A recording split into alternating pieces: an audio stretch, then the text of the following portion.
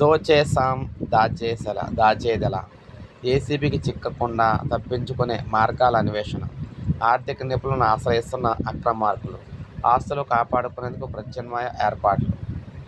So రాష్ట్రంలో అధికారం ఉంది, అవకాశం ఉంది, అడ్డగోలుగా అర్జించారు. తీరా ఇప్పుడు అనిస దూకుడుతో దడ మొదలైంది. దోచుకున్న ఆస్తులను దాచుకునేందుకు కొత్త మార్గాలు ఎంచుకుంటున్నారు. ప్రత్యామ్నాయ మార్గాల అన్వేషణలో చార్టర్డ్ అకౌంటెంట్లు, ఆర్థిక నిపుణులు చుట్టూ తిరుగుతున్నారు. ఆదాయానికి మించి ఆస్తులను తారుమారు చేసేందుకు విశ్వ ప్రయత్నాలు చేస్తున్నారు. అక్రమార్జనలో ఒకరికి మించి మరొకరు.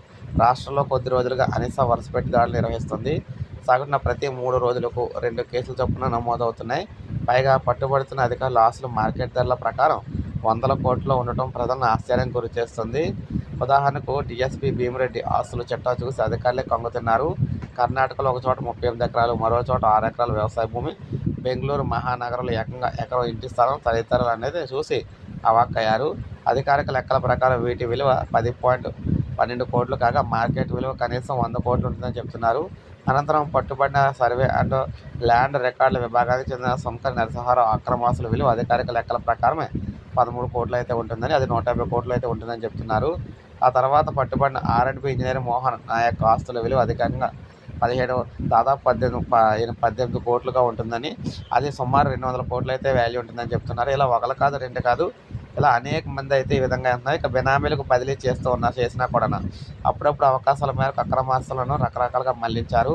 ఉదాహరణకు భీమిరెడ్డి తాను చెప్పినట్లు వినే హోంగాడి పేరుపై ఆస్తులు పెట్టారు. మద్యం వెంకటరమణ తన కుటుంబ సభ్యులకు డైరెక్టర్గా పెట్టి వ్యాపార సంస్థలు స్థాపించి వాటిలో లాభాలు వచ్చినట్టు చూపించారు. కానీ ఆ గుట్టును అనిస రట్టయితే చేసింది. ఎవరికి బెనామీతో తేల్చి మరీ అభియోగాలు అయితే నమోదు చేసింది. సో ఈ నేపథ్యంలో ఉద్యోగులందరికీ కూడా ప్రభుత్వం హెచ్చరికలు అయితే జారీ చేసింది.